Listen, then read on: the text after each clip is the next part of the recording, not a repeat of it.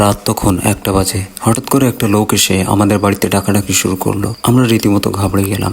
এত রাত্রে কে এলো? সাধারণত গ্রামাঞ্চলে কেউ বিপদে না পড়লে এত রাতে কারোর বাড়িতে গিয়ে ডাকাডাকি করে না। সাথে সাথে দরজা খুলে দেখি পাশের গ্রাম থেকে একজন ব্যক্তি, যিনি আমার বাবার পূর্ব পরিচিত, আমার বাবাকে খুঁজছেন। জিজ্ঞাসা করে জানতে পারলাম তিনি তার বাচ্চাকে নিয়ে এসেছেন। রাত 10টার দিকে তারা তার বাচ্চাটিকে একটি পুরাতন সোনার আংটি পরায়, যেটা তার আঙুলের চেয়ে ছোট হওয়ার কারণে আঙুলে খুব টাইট হয়ে গেছিল। ধীরে ধীরে তার আঙুলটি ফুলতে শুরু করে। অবস্থা খারাপ হয় তারা ডাক্তারের কাছে নিয়ে যায়, কিন্তু ডাক্তার বলে স্বর্ণকারের কাছে নিয়ে যান। ওরা আজকে রাত 10টা দিয়ে হাতে পড়াই দেশে দিয়ে আমি কিনে পড়লে এবারে আজকে রাখনা হঠাৎ করে ওরকম সমস্যা হয়ে গেছে।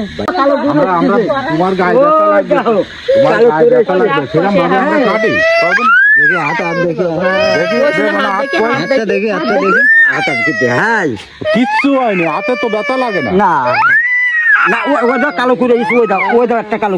আমরা সবাই মিলে অনেক চেষ্টা করেও বাচ্চাটির হাত দেখতে পারছিলাম না। প্রচুর যন্ত্রণার কারণে বাচ্চাটি বারবার চিৎকার করছিল এবং ভয় পাচ্ছিল।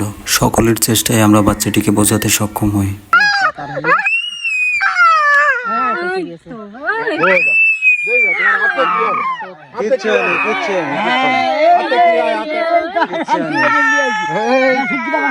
হাতে কিছু হয়?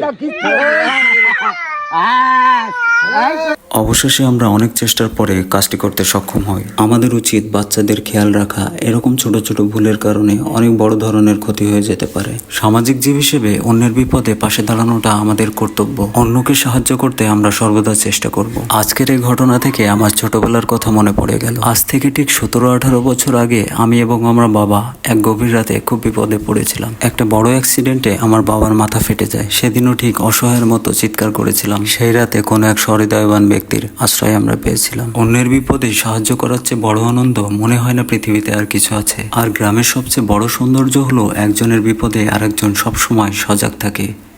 কষ্ট দিলাম কষ্ট হচ্ছে আমাদের কষ্ট হলে বেশি, মানে আমাকে যদি চলে যেতে কাটতি না ভাবতাম, রাতের ঘুম আসতো না নাড়ার জন্য। অবশেষে আমরা তাদেরকে বিদায় জানিয়ে বাড়িতে চলে এলাম।